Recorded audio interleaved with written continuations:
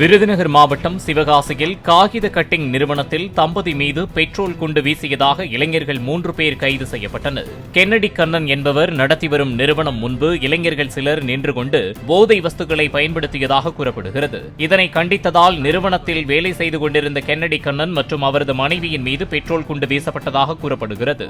Virus சம்பந்தப்பட்ட பட்டாசு தயாரிக்கணும் paper வியாபாரம் பார்க்குறவர் அவர் இடத்துக்கு பக்கத்தில் டெய்லி மது வியாபாரம் கஞ்சா வியாபாரம் நடக்குதுன்னு சொல்லி நாங்கள் நிறைய இடம் கம்ப்ளைண்ட் பண்ணியிருக்கோம்.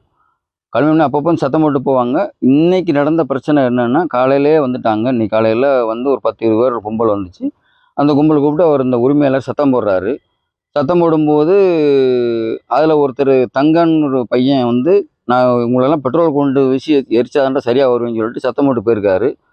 அப்போ அவர் எங்களையும் கூப்பிட்டு இந்த மாதிரி சத்தம் போட்டு போகிறான் அப்படின்னாரு. நாங்கள் வாங்க கொஞ்ச நேரத்தில் நம்ம ஸ்டேஷனுக்கு போவோம் அப்படின்னு சொல்லி சொன்னப்போ கொஞ்ச நேரத்தில் எங்களை நாங்கள் ஆஃபீஸ் போயிட்டோம். கொஞ்சம் கிளம்புவோன்னு சொல்கிறக்குள்ள அதுக்குள்ளே கொஞ்ச நேரத்தில் ஜன்னல் வழியாக பெட்ரோல் குண்டை வீசிட்டு ஒரு 3 பசங்க ஓடினதை நாங்கள் பார்த்தோம்.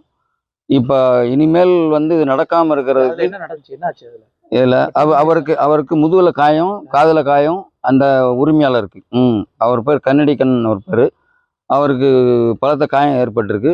இது அவருக்கு உயிருக்கு ஆபத்தான நிலைமையில தான் இப்போ ஓரளவுக்கு இருக்கார். கொஞ்சம் இது மாதிரி நடக்காத அளவுக்கு இனிமேல் காவல்துறையும் தமிழக அரசு நடவடிக்கை எடுக்கணும்.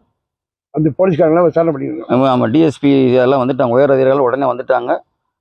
இருந்தாலும் டெய்லி ஒரு ரவுண்ட்ஸ் வந்தாங்கன்னா எல்லாம் நல்லாயிருக்கும். இனிமேல் இந்த சம்பவம் ஈடுபட்டவங்களை கைது பண்ணணும். ஆமாம், கண்டிப்பாக கைது பண்ணணும். கடும் நடவடிக்கை எடுக்கணும் அவங்க மேலே.